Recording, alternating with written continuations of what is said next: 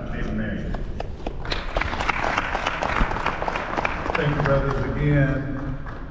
It's always good to see Brother Lloyd Jordan. I saw Brother Lloyd Jordan in 1999 at a state meeting in Mississippi. I was the first vice state rep, and as he was leaving, he told me that one day you're going to be Grand Bosses.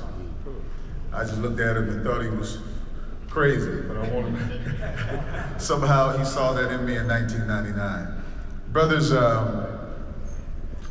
I want to bring a report to you from an organization that the Omega Psi Phi fraternity gave birth to in 2020. And just to give you some context, I'm always watching past Grand and trying to learn from our past leaders.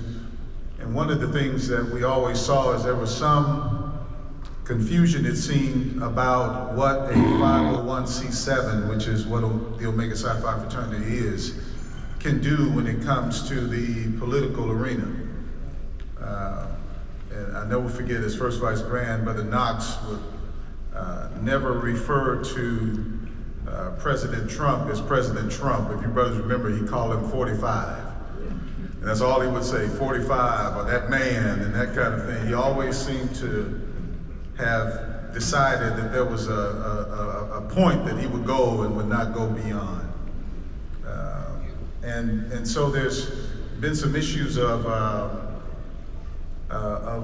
what a 501c7 can do, and typically what we've done in our fraternity and what others expect us to do that are running for office is really register new voters, get out the vote, increase turnout. That typically is our charge, and for that we are well respected, not only as a organization but also as a part of the Divine Nine. It was President Biden who said, if you want to know where the real power in this country lies, he said it is with the Divine Nine. Those are his words, because he knew it was the Divine Nine that led him to victory in 2020. It was the Divine Nine that led Warnock and Ossoff in 2021 in those special elections so that the Democrats could take control of the Senate. And so what happened in September of 2020 is that the Omega Psi Phi fraternity gave birth to the Omega Network for Action, which is a 501c4. And the purpose of the 501c4 was to protect the status of the 501c7. And it allowed us to be in a position to say a little bit more than get out the vote. If you will go with those slides, Brother Scott, if you go with that next slide, you can see that through the help of brothers like Brother Grand Lloyd Jordan and Brother Cedric Spencer, and Kenneth Rogers, and others, the Omega Network for Action was born, and it was chosen to be the political arm of the Omega Psi Phi fraternity. We could weigh into political matters in a way that the fraternity could not. And so we're excited about this particular organization. There was a big decision of whether it was C4 or PAC, and we chose the C4 route because I think Brother Jordan, we thought the PAC was too heavily regulated and wanted to stay with an organization that we thought could be impactful. Go to the next slide. Go to the next one. And so Omega Network for Action is designed to play this role in politics. Now what is the difference? So the Omega Network for Action can endorse candidates. That's something that Omega doesn't do. It can lobby for or against legislation. It can hold those who run for office accountable. I mean, call them out. Say, hey, you told us you were going to do this, and you didn't. And we want the world to know that you did not keep your word. It also can help fund indirectly candidates that are running for office. It can train African Americans to run for office. We often don't have a lot of African Americans running for state offices and national offices. And then on the flip side of that, we have people who run who we know and who we believe they even know they can't win. So they just run it. And we believe in the importance of training people how to run for office to be successful. The next slide. And so, as I said before, one of the things that the Omega Network for Action can do is look at that sentence in the middle, provide the appropriate firewall to protect the fraternity's 501c7 tax-exempt status. That is our job to do. Next slide. And so, one of the things you can see in the middle, I talked about the training of African Americans to run for office. What we created in 2021 was the James E. Clyburn Leadership Institute. We're very excited about that, and our brother, Congressman Clyburn, is very excited about that. We actually sent out applications through the district representatives across the fraternity so we can get applicants for the James E. Clyburn Leadership Institute, which will begin September 20th in Washington, D.C. at the CDC. We have 11 people that have applied for participation in this Leadership Institute. 5 of them are brothers, but as is always, Brother Grant, 6 of them are women. And those 6 women who want to participate in this are members of Delta Sigma Theta. So our decision was to try to get our brothers trained, but the Deltas heard about it, and they're coming to get training from us in the James E. Clyburn Leadership Institute. Amen. And that's interesting because they have their own leadership institute called the Shirley Chisholm Leadership Institute, which trains their members to be successful in running for office. And you can tell they've been successful because they have a huge number of Deltas that are on the Hill. But they wanted to come over to us. So once again, we'll be putting that out from time to time. We want brothers to fill up those slots to get that particular training. You see some of the points I made earlier about lobbying for and against legislation, supporting different ballot measures. Go to the next slide. And you see this quote by our brother Clyburn: "We must not sit idly by and just let things happen." Go to the next slide. I want to go and show you the board of directors. Go to the next slide, and then the next one. So the board of directors, I serve as president. You see Cedric Spencer is the secretary, Kenneth Rogers is the treasurer. Cheryl Mann serves as the executive director of the Omega Network for Action. She's also a member of Delta Sigma Theta sorority. I want to say, brothers, we look for a member of our fraternity to do that and just could not find somebody to do that job. We do have a brother as the assistant executive director, Paul Hobson. Go to the next slide. You see our board of directors. I can't see, is it Katrina Carter? I can't see on the, then of course Beverly Smith, past president of Delta Sigma Theta, and the next 6 are brothers. Dylan Ewu, of course, our own Grand Keeper of Finance. Derek Johnson, the president and CEO of the NAACP. Calvin Smyrie, one of the longest serving state congressmen in the state of Georgia. Kendrick Meek, who's been a former congressman, U.S. congressman. And then you also see Ted Taylor. Next slide.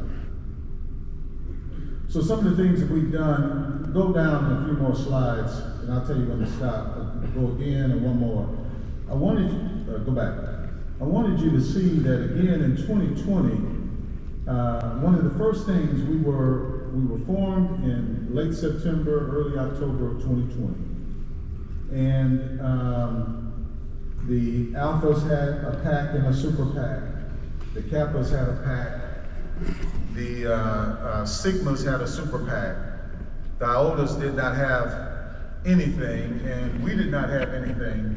The Deltas had a C4, and none of the other sororities had anything at that time. And so I came back to the Supreme Council and said, I don't want to be equal to the Iotas in anything. I mean, brothers, you can remember I said that. I don't want to be equal to them in nothing.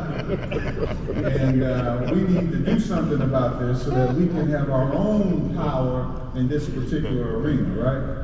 And so, formed in September, late September, early October, and the first thing we do as an organization is endorse the candidacy. Now, I can talk about this because this, again, is a presentation from the Omega Network for Action.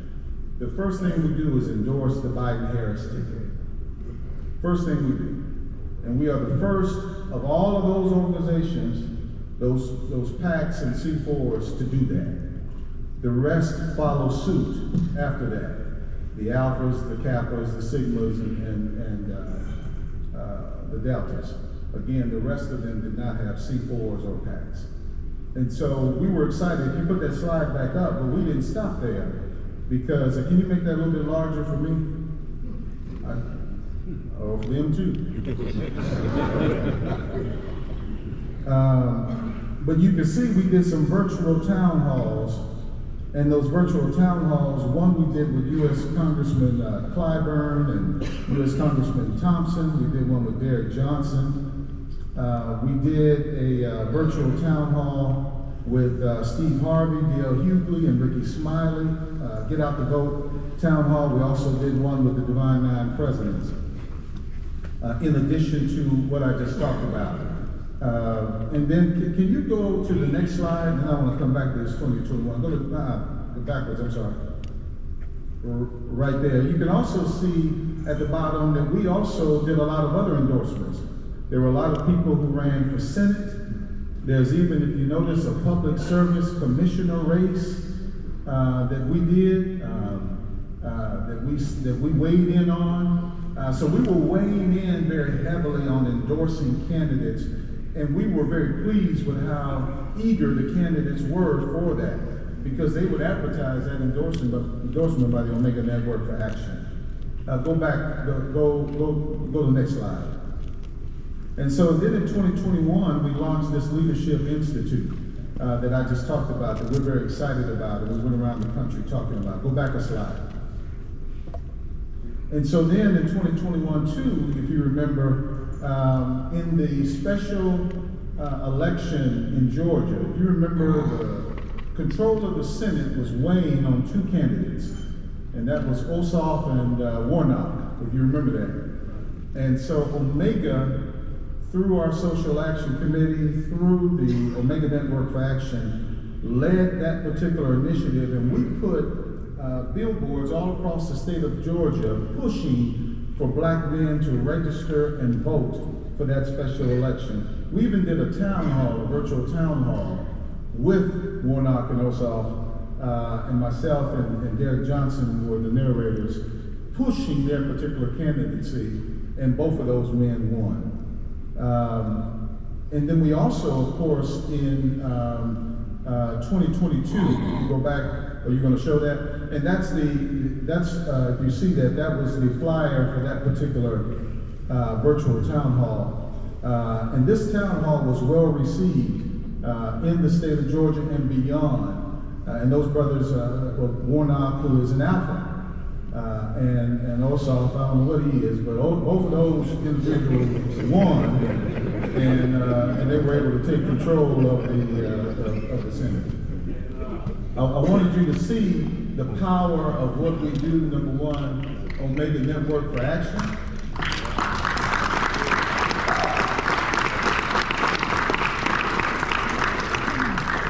But I also want you to see what Omega does in the area of the other Divine Nine PACs, fraternity PACs and C4s. They come to us for leadership. And so we led the way not only for that special election, but then we also turned around and did that same thing for Fraternity Day at the Capitol in 2022.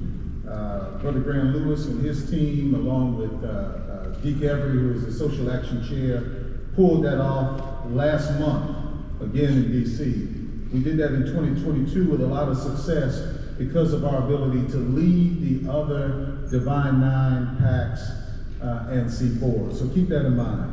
Can you go back a slide?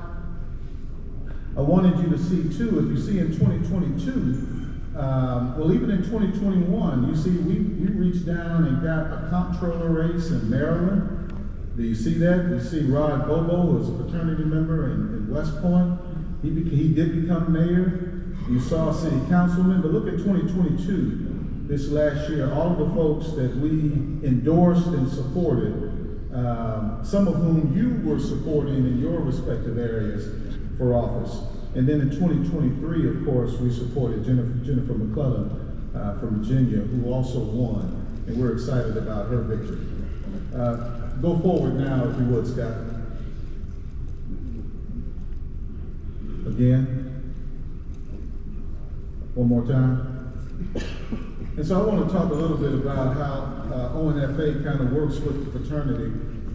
So the Grand Bachelors might say, for example, that he'd like the Social Action Committee to focus on raising awareness about police reform. And so he would do so through the Social Action Committee and do so through the chapters and just try to create a groundswell of brothers to be focused solely on that particular issue. And then what Omega Network for Action will do, go to the next slide. Omega Network for Action will lobby legislators to pass legislation for police reform. We can provide testimony before Congress and other bodies regarding this. We can run TV and social media advertising the importance of police reform. We can endorse candidates, even candidates that Omega may recommend to us. And let me stop there for a second, because that's an important piece that chapters and brothers can do.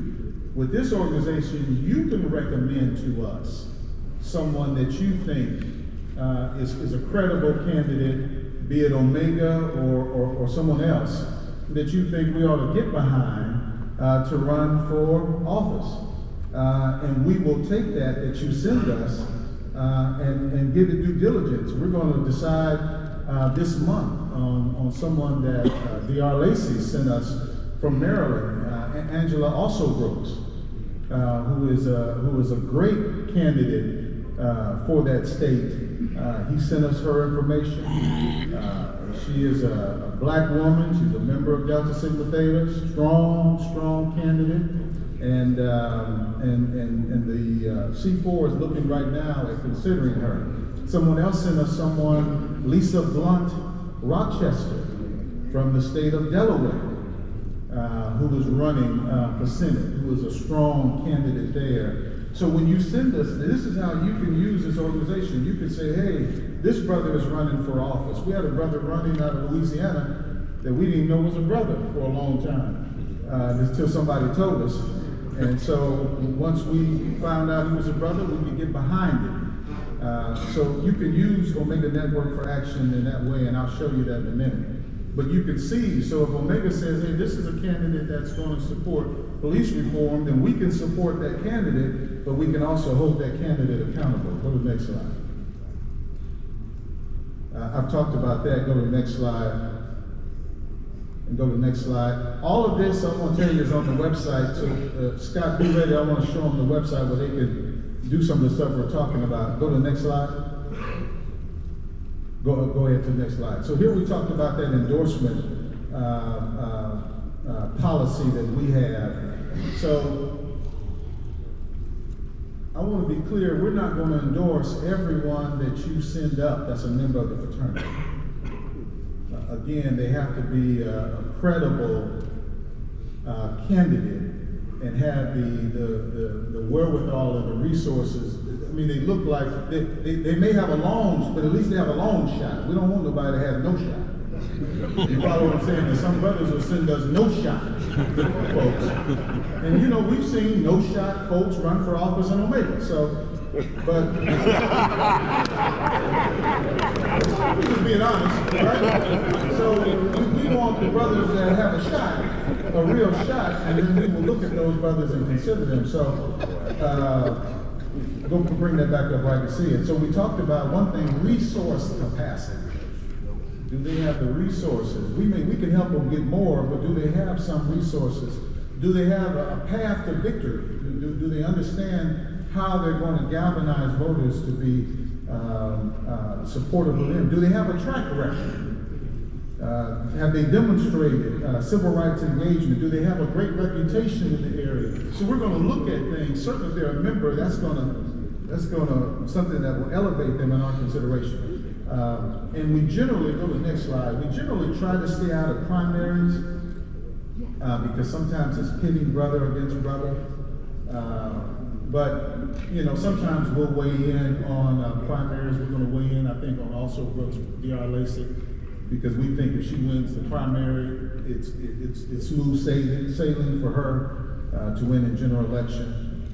So we'll sometimes weigh in, but again, that endorsement policy again is on our website. Go to the next slide. So again, engagement with Omega chapters, again, you can, number one, we always want to tell you can make a contribution to the 501c4. We don't want to leave that out because we certainly can use your help. The fraternity can't give money proper, the fraternity, the national organization can't give money to Omega Network for Action, but chapters can, brothers can. We're going to give you a QR code at the end that we ask you to dial in on, and where you can give to support our efforts. Also, you can become a volunteer. We have a committee structure in Omega Network for Action. So if you want to be a member of a committee, if you want to chair a committee, we welcome that opportunity. I've already told you that you can offer people up for endorsement. The flip side of that is Omega Network for Action will from time to time get money for voter registration drives. And if we get those kind of funds, we're going to turn to chapters to give those funds to make something that you ordinarily do, make it turn into somewhat of a fundraiser for you, to incentivize the brothers of the chapter. I've talked with the DR from the 2nd District, and even while I've been here, talked to his chair of voter registration, education, mobilization about the city of Philadelphia, that an organization that we're interacting with wants the city of Philadelphia, I think with its 12 chapters, and also the city of Pittsburgh, wants some focus on that for the 2024 election. And they're going to give us monies for voter registration, and we're going to pass those monies on to that particular district, particularly that particular chapter, those chapters. You see the various committees. Go to the next slide. Go ahead, and then you see the different levels that we have, which are important to us. We have a $25 level for the undergraduates, $50 Purple and Gold contributor, $100 Vernon Jordan Associate, $250 Douglas Wilder Friend, $500 Roy Wilkins Benefactor, $1,000 Benjamin Hooks. If you go to the next slide, $2,500 Jesse Jackson Donor Circle. And then the next slide we call the Founder Circle. You can give $5,000. Again, this presentation is on the website where you can see that. Next slide. This is how you can follow us in terms of our social action handles. And we ask that you do that. We're excited about this. And I think that's the end of that slide. You can go to the website. Now, why is this important? I will tell you this is important because there is an attack going on. Yes, sir. Not only on black people in general, but also on black men specifically. Right. And so when you read and just take in what's going on in this world, in 1991, there was a report from the Bureau of Justice that talked about the likelihood of a person going to state prison or federal prison sometime in their life. And in that report from our federal government, it said for white people, it was 4.4%. But for black people, it was 28.5%. That sometime in their life, they're going to prison. And so you've seen the criminalization of black males in the media, on web pages and so forth, in terms of how they're trying to describe black men. We know about redlining. Redlining goes all the way back to 1930, where the federal government decided that there were certain parts of a city that should only be black, and that you should not loan those black homeowners any money. You should not help them get homes. If they're looking to get remortgage on a home, don't give them any money. On and on and on, we've seen that kind of thing. Let black people live over here and let white people live over here. We've seen it certainly in education. Trying to make certain there's an inferior education for our children in public schools, with now the effort through CRT If you can go to that website, Scott, now with CRT, they're saying that anything that you teach in school should not hurt the feelings of little white kids. That's what they're saying. So you've seen a disappearance.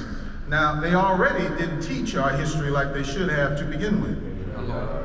But now the little bit that they were teaching, if they teach about Martin Luther King and a little white girl takes issue with that, then of course they're taking that out of the curriculum. And so there's a disappearance of our history from schools that's going on right now. And that is strategic by the Republican Party. They talk about that strategy openly, that's how they want to do that. To stir up those school boards and stir up those local races and those local folks. Now, in addition to that, with the Supreme Court gutting affirmative action, now, not only are you miseducated in school, but now you can't get into college. They can through legacy, right? My daughter talks about this young white girl at her school, and the young girl is going to Harvard. And my daughter, who's 15, said, "Daddy, she's dumb as a rock." That's what she says. I'm with her every day. I know she's dumb as a rock. But she's going to go to Harvard based on legacy. Yet now affirmative action has been stripped from your ability to go, because they make it seem as if you go to college based on affirmative action, you couldn't get there on your own merit.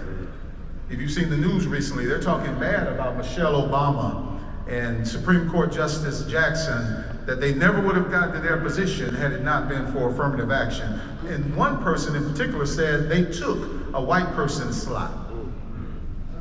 So that's what you have going on now. So if you, and now you see they're also going to begin moving this diversity, equity, and inclusion conversation to corporations. You've had about 12 attorney generals here recently sign letters and sent to Fortune 500 companies asking them to move away from their efforts to diversify their workforce. You've had Speaker McCarthy and Republicans recently tell the military to take your diversity initiatives out. So there is an attack, and the question is, where does the black man go? If you can't go to school, if you can't go to the military, where does he go?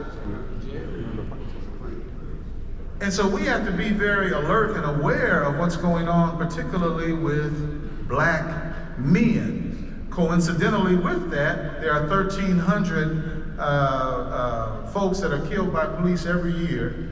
40% of them are black men. That's a coincidence. 40% are black men, and black men only make up 7% of the population. So what is happening now is the Republican Party is targeting black men. They had 81 African-American Republican candidates run for office last year.